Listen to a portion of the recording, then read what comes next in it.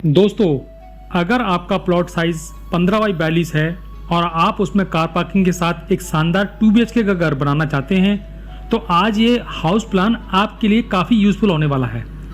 ये घर खास तौर पर ईस्ट फेसिंग वास्तु प्लानिंग को ध्यान में रखकर बनाया गया है, जिससे घर में पॉजिटिव एनर्जी, अच्छी वेंटिलेशन और प्रैक्टिकल स्पेस यूटिलाइजेशन, इन तीनों का बेहतरीन कॉम्बिनेशन मिलता है। इस वीडियो में हम पूरे घर को स्टेप बाय स्टेप समझाएंगे, हर रूम का एग्जैक्ट साइज जानेंगे और साथ ही कंस्ट्रक्शन टिप्स, वास्तु टिप्स और कॉस्टिंग सेविंग आइडिया भी डिस्कस करेंगे, ताकि आपका घर सुंदर भी बने और बजट में भी तैयार हो जाए।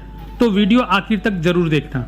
तो चलते हैं अपनी प्लानिंग की तरफ। वो प्लानिंग किस तरह से उसको जानने का हम प्रयास करते हैं। सबसे पहले चलते हैं अपने पोर्च की तरफ। सबसे पहले घर के सामने ये दिया गया है 8 बाई 15 फीट का। 8 फीट इसकी चौड़ाई है, 15 फुट हमने इसकी लंबाई।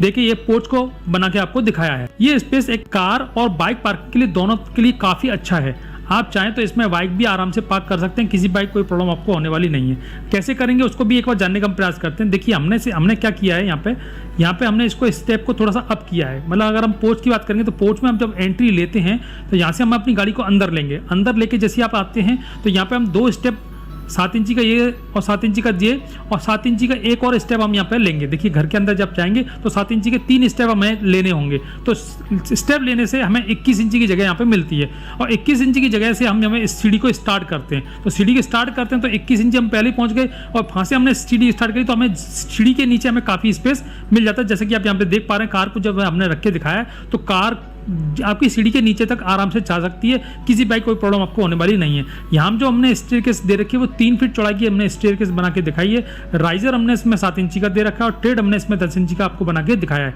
ये एल शेप में हमने चढ़ा के दिखाई है। ये पूरी सीढ़ी हमारी जो है यू शेप में चढ़ेगी। एक स्टेप ये आएगा, दूसरा स्टेप ये आएगा और तीसरे स्टेप पे हम यहाँ 2-3 स्टेप और देंगे तो हम जाके हमने इस पोर्च के ऊपर वाली जो है छत पे पहुंच जाएंगे। तो एक फ्लोर से दूसरे फ्लोर की जो हाइट हमने दे रखी है 10.5 फुट दे रखी है, जिससे हमने इसमें 7 इंची का राइजर रखते हुए जो है हमने 18 स्टेप का यूज किया हुआ, जिससे आप आराम से जो है नॉर्मल तरीके से आप चढ़ते हुए अपने घर की तरफ जा सकते हैं। उसके बाद बात करते हैं पार्किंग की लंबाई ज्यादा होने से आपको जो एंट्री का मूवमेंट है वो आराम से हो जाता है। मतलब आपकी जो पार्किंग है वो बड़ा स्पेस है और बड़ा स्पेस होने से आपको जो है आराम से एंट्री मिल जाती है। इसमें कोई प्रॉब्लम आपको होने वाली नहीं है। अब बात करते हैं वास्तु टिप्स की। तो वास्तु टिप्स में जो है ईस्ट फेसिंग घर में अगर मेन एंट्री पोर्च रखना शुभ माना जाता है, क्योंकि सुबह की पॉजिटिव सनलाइट सीधे घर में आती है, कोई प्रकार की प्रॉब्लम आपको नहीं होती और जहाँ पे सीधे लाइट अगर घर में आती है तो हमारा घर में जो है पॉजिटिव एनर्जी हमेशा बनी रहती है। कंस्ट्रक्शन टिप्स की बात करें तो पार्किंग एरिया में स्लोप जरूर है, ताकि बारिश का पानी अंदर ना भरे। मतलब जो अब ये कोई स्लोप जो होता है, मतलब जो अपनी एंटी स्किड टाइल है, मतलब जो है फिसलन से बचाने वाली ये टाइल्स हमने इसमें यूज़ की है। तो अगर आप इसको थोड़ा सा स्लोप देंगे, 1 इंची का भी स्लोप देंगे तो पानी आपके घर के अंदर एंटर नहीं करेगा और पानी बाहर का बाहर जाता रहेगा। कॉस्ट सेविंग टिप्स की बात करें तो पोर्च में हमने जो है एक्सपेंसिव स्टोन लगाने के बजाय हम पार्किंग टाइल्स का यूज कर सकते हैं, या फिर कंक्रीट टेक्सचर का फ्लोरिंग भी आप देना चाहें तो दे सकते हैं। इससे आपको प्रॉब्लम आपको नहीं होगी। उसके बाद बात करते हैं अपने नेक्स्ट पॉइंट जो कि हमारा है पोर्च के अंदर। तो पोर्च के अंदर आते ही हमको मिलता है सबसे पहले अपनी एंट्री। तो एंट्री पे आप देख पा रहे हैं, जैसे हमने यहाँ पे 4.25 फीट चौड़ी एंट्री दे रखी है। एंट्री से देखते हैं तो सबसे पहले आपको मिलता है 4.25 बाई 6.25 का एक पूजा रूम। पूजा रूम मतलब हमने एंट्री पे ही पूजा को बना के दिखाया है। आप इसे एंट्री भी कह सकते हैं, आप इसे पूजा भी कह सकते हैं। छोटे घरों में स्पेस सेपरेट पूजा बनाना बड़ा मुश्किल होता है, क्योंकि हमारे पास जगह नहीं होती है। इसलिए हमने जो है स्मार्ट प्लानिंग करते हुए इसको प्रैक्टिकल पूजा रूम बनाने का प्रयास किया है। अगर हम वास्तु टिप्स की बात करें तो ईस्ट फेसिंग घर में पूजा स्पेस को नॉर्थ ईस्ट कॉर्नर में ही बनाना चाहिए, मतलब ईशान कोण में ही बनाना चाहिए। इसके अलावा और कहीं आपको बनाने की जरूरत नहीं है। कंस्ट्रक्शन टिप्स की बात करें तो पूजा स्पेस को ईस्ट या नॉर्थ डायरेक्शन में भी आप रखना बेहतर माना जा सकता है। कॉस्ट सेविंग की बात करें तो वुडन मंदिर में बनाने की बजाय आप जो है वॉल पे जो है एक अलमारी बना दीजिए। वहां पे अगर आप इसकी जो है मंदिर बनाएंगे तो आपको जो है पैसे आपके बच जाएंगे।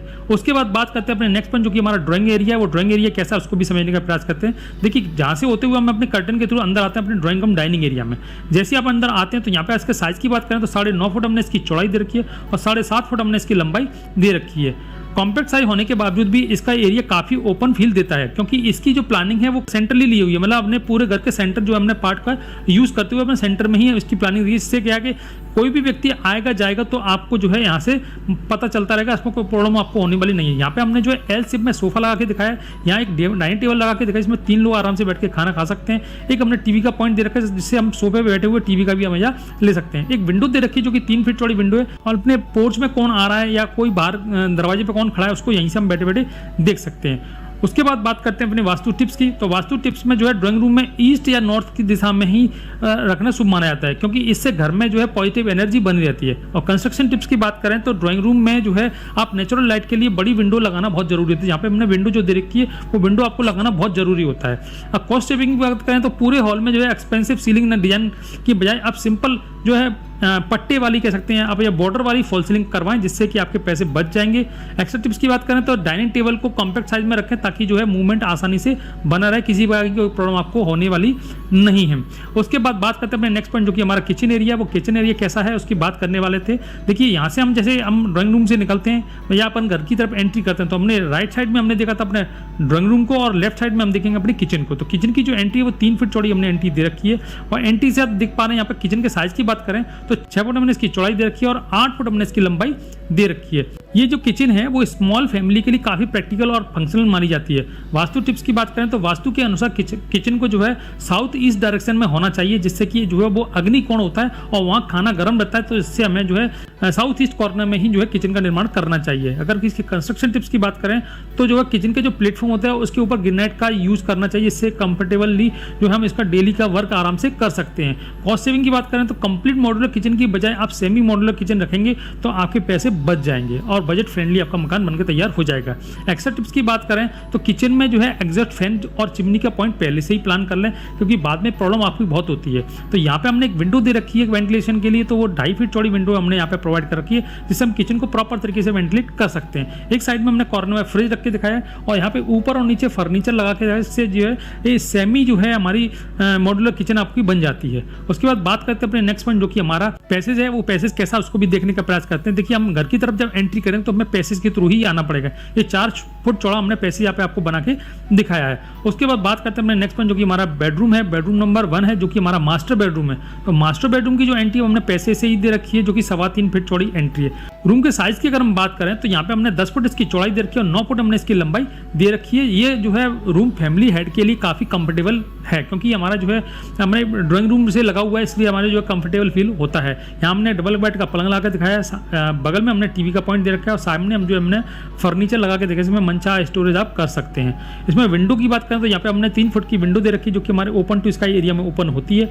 और यहाँ पे हम इस पूरे बेडरूम को प्रॉपर तरीके से वेंटिलेट कर सकते हैं। यहाँ वास्तु टिप्स की बात करें तो मास्टर बेडरूम को साउथ वेस्ट डायरेक्शन में रखना बहुत अच्छा माना जाता है, जिससे क्या होता है कि जो वो घर का जो मुखिया होता है वो पीसफुल अपने घर में अपने रूम में प्रॉपर तरीके से रेस्ट कर सकता है। कंस्ट्रक्शन टिप्स की बात करें तो बेडरूम में वार्डरोब का प्लेसमेंट पहले से ही प्लान करके करें ताकि स्पेस की बचत हो जाती है, इसमें स्पेस आपका वेस्टेज नहीं होता है। उसके बाद बात करते हैं अपने नेक्स्ट पॉइंट जो कि इससे जुड़ा जो टॉयलेट है, वो टॉयलेट कैसा है उसको भी देखने का हम प्रयास करते हैं।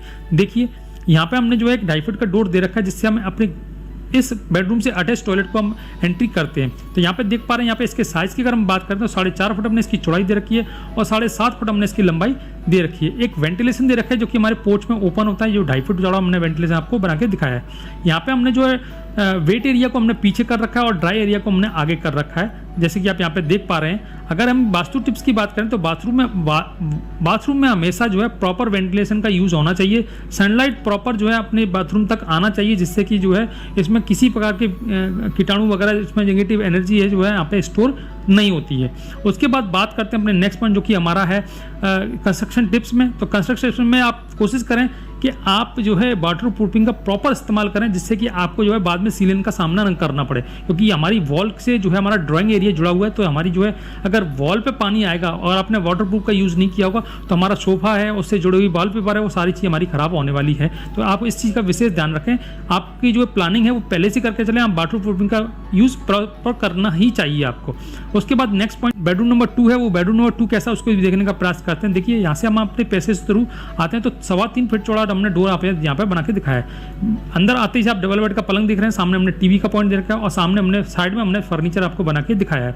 इसके साइज की अगर हम बात करें तो 10 फुट हमने इसकी चौड़ाई दे रखी है और 9 फुट हमने इसकी लंबाई दे रखी है। इसको आप अपने पेरेंट्स को दे सकते हैं, अपने किड्स को दे सकते हैं, या आप जिसको देना चाहें वो दे सकते हैं। कोई दिक्कत आपको प्रॉब्लम आपको आने वाली नहीं है। वास्तु टिप्स की अगर हम बात करें तो यहाँ पे जो किड्स बेडरूम को जो है वेस्ट में या नॉर्थ वेस्ट में ही रखना चाहिए, जिससे कि जो है उनको टेंशन वगैरह इसमें डेवलप नहीं होती है। यहाँ पे हमने एक विंडो दे रखी है जो कि हमारे 2.5 फीट चौड़ी विंडो है, जो हमारे ओपन टू स्काई एरिया में ओपन होती है।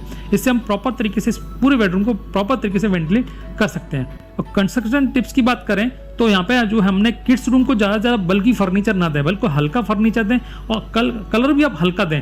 बच्चों के जो कलर होते हैं वो बिल्कुल लाइट कलर होते हैं। आप ग्रीन में यूज़ कर सकते हैं, आप पिंक में यूज़ कर सकते हैं, आप येलो में यूज़ कर सकते हैं। तो लाइट कलर का यूज़ करें, जिससे बच्चों को जो है टेंशन नहीं होता, किसी प्रकार जो है इचिंग नहीं होती, आपको प्रॉब्लम नहीं होती। तो लाइट कलर का यूज़ हमें बच्चों के रूम में करना चाहिए। इसी में हमने एक टॉयलेट दे रखा है, उस टॉयलेट की भी बात कर लेते हैं। देखिए टॉयलेट की जो एंट्री है वो हमने इसी बेडरूम से दे रखी है, जो कि 2.5 फीट चौड़ी एंट्री है। टॉयलेट में पहुंचते से हम इसके साइज की बात करें तो 4 फुट हमने इसकी चौड़ाई दे रखी है और 5.5 फुट हमने इसकी लंबाई दे रखी है। एक वेंटिलेशन हमने यहाँ पे भी दे रखा है, जो कि 2.5 फुट चौड़ा वेंटिलेशन है, जो हमारे ओपन टू स्काई एरिया में ओपन होता है। इससे हम इस पूरे टॉयलेट को प्रॉपर तरीके से वेंटिलेट कर सकते हैं। यहाँ वास्तु टिप्स की अगर हम बात करें तो यहाँ पे हमने टॉयलेट को नॉर्थ ईस्ट डायरेक्शन से बिल्कुल बचाना चाहिए। नॉर्थ ईस्ट डायरेक्शन में जो है टॉयलेट को नहीं देना चाहिए, ये सबसे मस्ट होता है, क्योंकि वो मंदिर की जगह होती है, मंदिर की जगह में टॉयलेट नहीं होना चाहिए। कंस्ट्रक्शन टिप्स की बात करें तो बाथरूम का फ्लोर में स्लोप जो है ना प्रॉपर तरीके से होना चाहिए, जिससे पानी बह करके उस पॉइंट पे पहुंच जाए, जिससे कि आपकी पानी अगर जमा हुआ रह जाएगा तो कोई व्यक्ति उस पर से फिसल जाएगा। तो वहाँ पर फिसलन ना हो, इसके लिए आप प्रॉपर स्लोप दें, जिससे आपको प्रॉब्लम आपको नहीं होगी। ठीक है, उसके बाद बात करते हैं अपने नेक्स्ट पॉइंट, जो कि हमारा ओपन टू स्काई एरिया है, वो कैसा, उसको भी देखने की बात करते हैं। देखिए वो जो एरिया है उसका साइज की अगर हम बात करें तो 4 फुट हमने इसकी चौड़ाई दे रखी है और 3 फुट हमने इसकी लंबाई दे रखी है। ये हमारा वेंटिलेशन के लिए एरिया है, केवल हमने वेंटिलेशन की यूज़ कर सकते हैं। इसमें 3 चीज़ों पे हमने वेंटिलेशन दे रखा है, हमारे मास्टर बेडरूम में, एक हमारे जो है बच्चों वाले बेडरूम में और एक हमारे टॉयलेट में। इसमें प्रॉपर तरीके से इसको वेंटिलेट कर सकते हैं। वास्तु टिप्स की बात करें तो ईस्ट फेसिंग घर में ओपन वेंटिलेशन रखने से पॉजिटिव एनर्जी आपकी बेहतर मानी जाती है। ठीक है, कंस्ट्रक्शन टिप्स की बात करें तो यहाँ पे अब जो क्रॉस वेंटिलेशन के लिए इस ओपन डक्ट को देना बहुत ज़रूरी होता है। अगर आप क्रॉस वेंटिलेशन नहीं करेंगे तो आपके घर में हमें गर्मी इतनी लगेगी कि हम परेशान हो जाएंगे। तो क्रॉस वेंटिलेशन करना बहुत ज़रूरी है। उसके बाद बात करते हैं अपने नेक्स्ट पॉइंट, जो कि हमारा है ओवरऑल प्लानिंग है। ओवरऑल प्लानिंग कैसी है उसको भी देखने का हम प्रयास करते हैं। देखिए हम यहाँ पे ओवरऑल प्लानिंग आपको बना के दिखा रहे हैं। देखिए मात्र 15x42 की प्लानिंग में हमने कार पार्किंग बना के दिखाई है। ये कार पार्किंग छोटी नहीं है, आप अगर इसकी बात करें तो छोटी कार पार्किंग बिल्कुल नहीं है।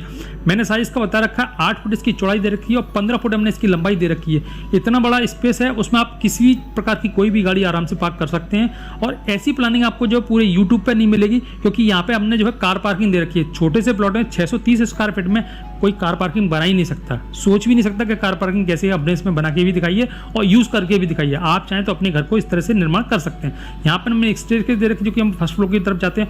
यहाँ से हम अपने घर को प्रॉपरली सेपरेट कर सकते हैं। मतलब यहाँ से हमने डोर को लॉक कर लिया तो पूरा घर हमारा सेपरेट हो गया। इसको किसी भाई कोई प्रॉब्लम आपको नहीं होगी। आप 3 भाई हैं, 4 भाई हैं, 2 भाई हैं, तो आप मल्टीपल स्टोरी इसको बना सकते हैं। इसमें कोई प्रकार की प्रॉब्लम आपको नहीं होगी। यहाँ हमने किचन दे रखी, जो कि हमारी फ्रंट पे ही है, जो कि हमारा आग्नेय कोण है। आग्नेय कोण में हमने किचन दे रखी है। एंट्री करते से आप देख पा रहे हैं, एंट्री करते हमने यहाँ पे मंदिर का भी निर्माण करके दिखाया। जैसे कि आप एंट्री करते हैं तो पॉजिटिव एनर्जी लेके अंदर एंटर करेंगे। तो यहाँ पे हमने ड्राइंग रूम दे रखा है, डाइनिंग रूम दे रखा है, एक हमने मास्टर बेडरूम दे रखा है, उससे अटैच एक टॉयलेट दे रखा है, एक हमने जो है बच्चों के लिए बेडरूम दे रखा है या पेरेंट्स के लिए भी कह सकते हैं। और यहाँ पे भी हमने टॉयलेट अटैच करके आपको दिखाया है। वेंटिलेशन के लिए हमने तीनों चीज़ों के लिए पीछे वेंटिलेशन दे रखा है और बाकी चीज़ों के लिए हमने आगे से वेंटिलेशन आपको प्रॉपर बना के दिखाया है। यहाँ हम कंस्ट्रक्शन कॉस्ट की भी बात कर लेते हैं। तो कंस्ट्रक्शन कॉस्ट में हम जो है 8 लाख से लेकर के 12 लाख रुपए का खर्चा इसमें आपका आता है। इसमें कोई प्रकार की प्रॉब्लम आपको नहीं होगी।